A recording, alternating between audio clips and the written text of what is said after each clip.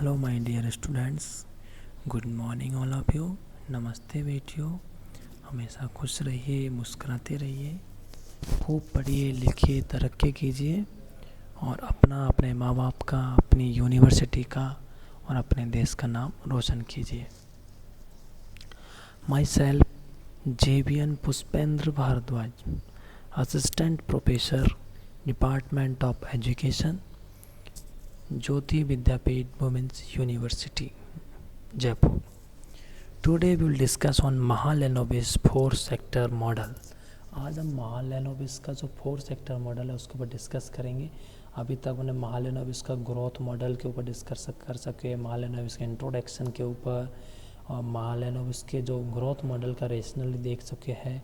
और हमने महालैनोबिस का ग्रोथ मॉडल और उसके साथ में डेवलपमेंट स्ट्रेटजी, इंडिया में 5 ईयर प्लान्स की स्ट्रेटजी क्या थी उसके ऊपर डिस्कस कर चुके हैं।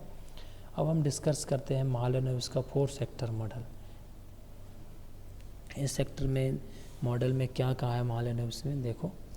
महालैनोबिस realize that basic heavy industries being capital intensive will not ensure rapid expansion of employment opportunity, and to bring the employment aspects into sharp focus, he put forward a 4-sector growth model in which he kept heavy industry sector like K sector बोले तो capital sector intact, what divided the C sector like consumption goods sector into 3 subsectors, C1, C2 and C3. Sector C1 represented factory enterprises using machined techniques and producing consumer goods. Sector C2 represented the household and small scale enterprises also producing consumer goods, and sector C3 represented provision of services. तो अपन आज देखो क्या कहते हैं महालैनोबिस जी। जो 5 year plan था उसमें जब सब देने के बाद महालैनोबिस हैवी इंडस्ट्रीज़ पर बेस होने के बाद रियलाइज़ किया कि जो कैपिटल इंटेंसिव होने के बावजूद होने वाले बुनियादी भारी उद्योग बोले तो बेसिक हैवी इंडस्ट्रीज़ रोज़गार के अवसरों के तेज़ी से विस्तार को सुनिश्चित नहीं करेंगे। तो बाद में उन्होंने महालैनोबिस ने ये ध्यान दिया कि जो कैपिटल इंटेंसिव जो बेसिक हैवी इंडस्ट्रीज़ है वो एम्प्लॉयमेंट जो अपॉर्चुनिटीज़ होंगी उनके एक्सपेंसन को तेज़ी से एक्सपेंसन नहीं होगा, and to bring the employment aspects into sharp focus. तो उन्होंने इस रोज़गार के पहलू को तेज़ी से ध्यान में लाने के लिए तेज़ी पर इस पर शार्प मतलब एम्प्लॉयमेंट एस्पेक्ट्स पर तेज़ी से ध्यान देने के लिए ही puts forward a 4 sector growth model in which he kept heavy industry sector like K sector intact but divided the C sector. तो इन्होंने महालैनोबिस ने जब सेकेंड 5 ईयर प्लान में heavy industrialization basic heavy industrialization को कैपिटल इंटेंसिव के through development को बताया, development growth of development ये सारी चीज़ें डिस्कस की, इन्होंने इस पर फोकस किया था। बट ये सब पर फोकस करने के बाद और हैवी इंडस्ट्रियलाइजेशन की जो कॉन्सेप्ट था उसको देने के बाद महालैनोबिस ने रियलाइज़ किया कि जो हैवी इंडस्ट्रीज़ है, हैवी इंडस्ट्रीज सेक्टर है वो उसमें तेज़ी से परिवर्तन होने पर कैपिटल इंटेंसिव टेक्नोलॉजी है वो सेक्टर है उसमें वो एम्प्लॉयमेंट पर ज़्यादा जोर नहीं देगा, एम्प्लॉयमेंट में तेज़ी से परिवर्तन नहीं आएंगे, इसलिए एम्प्लॉयमेंट पर फोकस करते हैं। उन्होंने जो इंडस्ट्री सेक्टर है उसको 4 सेक्टर में डिवाइड किया है। कौन कौन से सेक्टर है जिसमें सी सेक्टर भी है और के सेक्टर भी है। इनटू 3 सेक्टर सब सेक्टर्स, कुछ सेक्टर्स हैं तो उसमें डिवाइड किया गया इन सेक्टर्स को। 4 sector growth model which he kept heavy industry sector. पहला कौन सा, intact heavy industry sector intact but divided the C sector हो गया एक, और सी सेक्टर इनटू 3 सब सेक्टर C1, C2, C3। तो C1 क्या प्रेजेंट करता है देखिए, factory enterprises using machine techniques and producing consumer goods. ठीक है, जो C1 है वो रिप्रेजेंट कर रहा है कि फैक्ट्री है, कोई भी फैक्ट्री है उसमें मशीनरी टेक्नोलॉजी को यूज़ करके कंज्यूमर गुड्स को प्रोड्यूस कितना किया जा रहा है, वो सारी चीज़ें उसमें होंगी। सेक्टर C2 में क्या है देखो, represented the house hold and small scale enterprises also producing consumer goods. जो हाउस होल्ड मतलब गृहणियाँ है और स्मॉल स्केल जो इंटरप्राइजेज मतलब इंडस्ट्रीज़ है, छोटे उद्योग धंधे हैं, उनके द्वारा जो कैपिटल गुड्स जो कंज्यूमर गुड्स का प्रोडक्शन हो रहा है उसमें C2 में शामिल है वो। और C3 में क्या शामिल है, सर्विसेज, जो सर्विसेज का प्रोविज़न है वो C3 में शामिल है। कंज्यूमर गुड्स, ठीक है, it was sector C2 representing house hold and small scale industries which in Mahalanobis 4-sector model was visualized to ensure the increased supply of consumer goods to meet their rising demand for them and also to ensure being labor intensive expansion for employment opportunity। तो C sector में महालैनोबिस ने represent किया वो small sector को और house hold गृहिणी वगैरह जो भी है उनके इंडस्ट्रीज़ को। तो इन बीच जिसमें कि महालैनोबिस में 4 सेक्टर जो मॉडल है उसमें विजुलाइज किया, इंश्योर किया जो इंक्रीज हो रही है कंज्यूमर गुड्स की सप्लाई वो किसको मीट करेगी, अपने डिमांड हो रही थी, डिमांड इंक्रीज हो रही थी उन गुड्स की, उसको साथ में labour intensive expansion of employment जो अपॉर्चुनिटी है लेबर इंटेंसिव एक्सपेंशन के साथ एक्सपेंशन के साथ अपन लेबर इंटेंसिव टेक्नोलॉजी का यूज़ करते हुए एम्प्लॉयमेंट अपॉर्चुनिटी को बढ़ा सकते हैं, एक्सपेंशन कर सकते हैं। In keeping with this approach, second 5-year plan put restriction on the growth of capacity in factory enterprises engaged in commodity production। पर इस सब का लेबर इंटेंसिव टेक्नोलॉजी इस अप्रोच को ध्यान में रखते हुए जो सेकेंड 5-year प्लान था उस योजना में वस्तु उत्पादन में लगे कारखानों के उद्यमों की क्षमता की वृद्धि पर प्रतिबंध लगा दिया। तो इस जो चीज़ पर ध्यान रखा तब उसने जो सेकेंड 5-year की जो वो थी वो जो कारखाने फैक्ट्री काम कर रही थी उनकी जो एंटरप्राइजेज एंगेज थी कमोडिटी प्रोडक्शन की जो कैपेसिटी थी उस पर रेस्ट्रिक्शन लगा दिया था, ग्रोथ पर रेस्ट्रिक्शन लग गया था। तो however since for these household or cottage enterprises adequate resources were not provided nor any efforts was made to improve their productivity, they could neither fulfill their largest of production of consumer goods nor of generating enough employment opportunity। तो उस पर रोक लगा दिया। तो बाद में क्या हुआ था, जो हाउस होल्ड और कॉटेज इंटरप्राइजेज थी उस पर एडुकेट रिसोर्सेज प्रोवाइड नहीं हुए उनको, और साथ में उसमें इतना एफर्ट्स भी इम्प्रूव उसकी जो प्रोडक्टिविटी को इम्प्रूव करने के लिए भी कोई एफर्ट्स नहीं लगाए थे।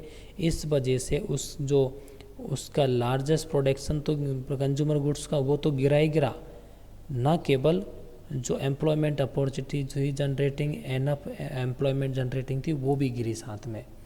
ठीक है, जो लार्ज फुलफिल नहीं हुआ, मतलब जो अपना प्रोडक्शन ऑफ कंज्यूमर गुड्स का लार्जेस्ट जो प्रोडक्शन था वो भी गिरने लग गया, मतलब वो फुलफिल नहीं हो रहा था, और साथ में एनफ एम्प्लॉयमेंट जो अपॉर्चुनिटी थी वो भी फुलफिल नहीं हो रही थी। इन the third plan 1961-66 also the strategy of second plan was continued as the clear from the following। In the third plan as in the second, the development of basic industries such as steel, fuel and power and machine building and chemical industries is fundamental to rapid economic growth। तो तीसरी जो अपनी 5-year plan था उस 1961 में से 1966 तक, उसमें भी जो सेकेंड स्ट्रेटजी थी उसको कंटिन्यू रखा गया था।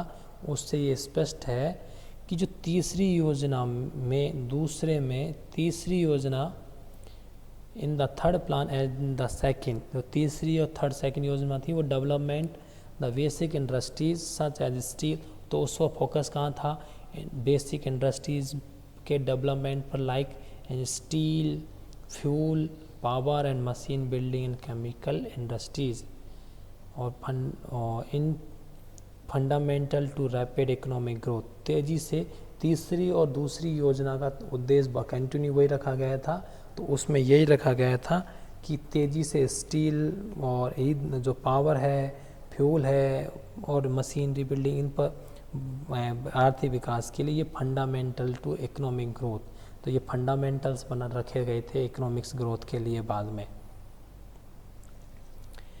These industries largely determine the pace at which the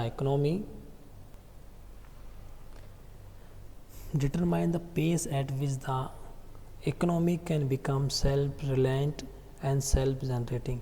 तो इससे क्या industries, these industry largely determine, इसने लार्जली डिटरमाइन किया इकोनॉमी को कि वो सेल्फ रिलायंट हो सके, सेल्फ जनरेटिंग बन जाए। दो to achieve self sufficiency in food grains and increase agricultural production to meet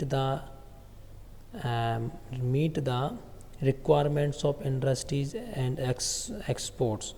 तो ये था कि जो achieve self sufficiency of food grain, जो खुद की जो सेल्फ एफिशिएंसी जितनी हमें आवश्यकता थी फूड ग्रेन वो अचीव हो, और इंक्रीज एग्रीकल्चरल प्रोडक्शन, तो एग्रीकल्चर प्रोडक्शन भी इंक्रीज़ किया है ताकि इंडस्ट्रीज़ और एक्सपोर्ट की जो रिक्वायरमेंट्स है वो हमारी फुलफ़िल हो सके, उनको हम अचीव कर सके। बाद state to be one on the objective of the third plan, actual allocation of resources between agriculture and other sector did not exhibit any difference from that of the second plan. Third 5 year plan है और दूसरा 5 year plan है, उसमें agriculture और other sector के बीच में resources का actual allocation था, उसमें किसी तरह का कोई अंतर नहीं दिखाई दे रहा है, नहीं दिखाई दिया। Therefore the concern for food and agriculture in the third plan appeared to mere verbal and was not built into the strategy of development। तो इसलिए क्या होता, थर्ड जो प्लान है, थर्ड 5 ईयर प्लान है, उसमें जो फूड एग्रीकल्चर का जो अपन कंसर्न था उस पर ध्यान दिया गया था, वो केवल ऐसे ही दिखावटी दिख रहा था, to be mere verbal and verbally दिख रहा था, not build in stage of development. इसकी विकास की कोई स्ट्रेटजी नहीं बनाई गई थी कि फूड ग्रेन एग्रीकल्चर को कैसे बढ़ावा दिया, एक थर्ड सेक्टर में भी इस पर कोई ध्यान नहीं गया था। थर्ड 5 ईयर प्लान में भी इंडस्ट्रियलाइजेशन को बढ़ावा दिया गया था। The fourth 5 year plan which was prepared under the deputy chairman of late professor doctor D.R. Gadgil tried to give new shape to the planning strategy and emphasis was sought to be placed on the common man, the weaker section and the less privileged। तो फिर आया fourth 5 year plan 1969 to 74 तक, फिर आया fourth 5 year plan, तो जो कि professor D.D.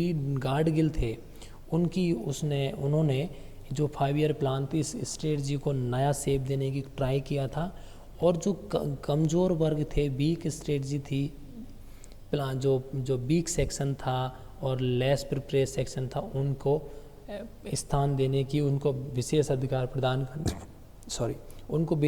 प्रदान करने की वो फिर बाद में थोड़ी प्लानिंग की गई कि हाँ कि एग्रीकल्चर सेक्टर वीकर सेक्शन पर भी फोकस किया जाए।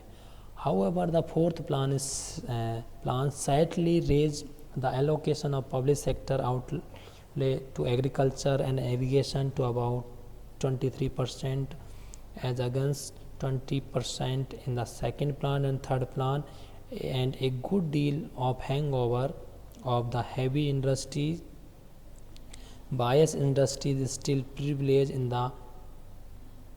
in this plan too।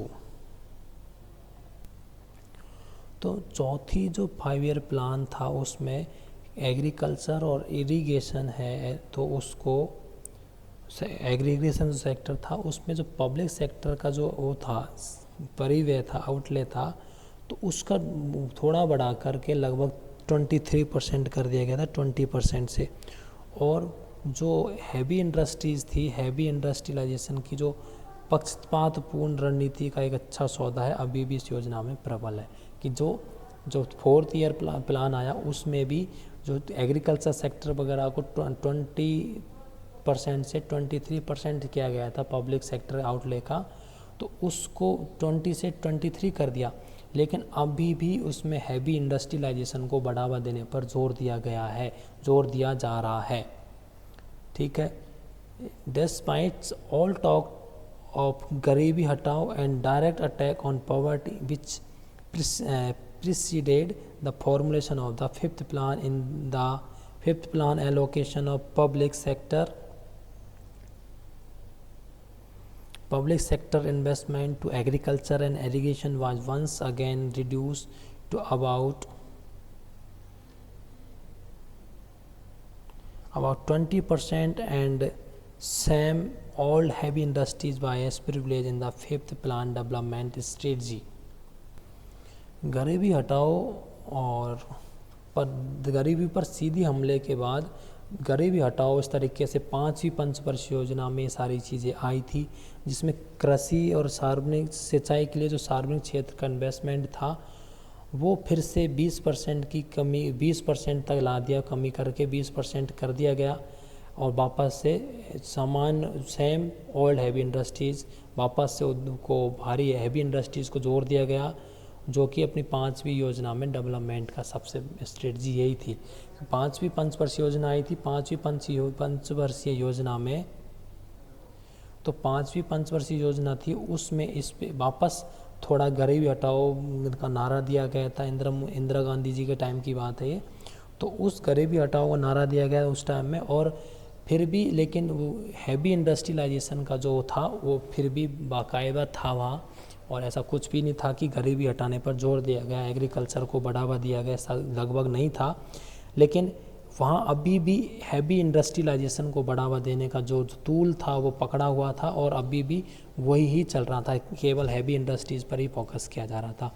तो ये 4 सेक्टर अपना मॉडल था महालनोबिस का, उसके ऊपर डिस्कस किया, जिसमें सेक्टर्स को वो इकोनॉमी को कुछ सेक्टर्स में इंडस्ट्रियलाइजेशन को कुछ सेक्टर में डिस्ट्रीब्यूट किया गया था कि कैसे इकोनॉमी में 3rd प्लान आया, कैसे 4th प्लान में क्या किया गया था, 5th प्लान तक अपने डिस्कस किया बच्चों। नेक्स्ट क्लास में नेक्स्ट टॉपिक के साथ मिलेंगे बच्चों। Thank you so much, enjoy your day.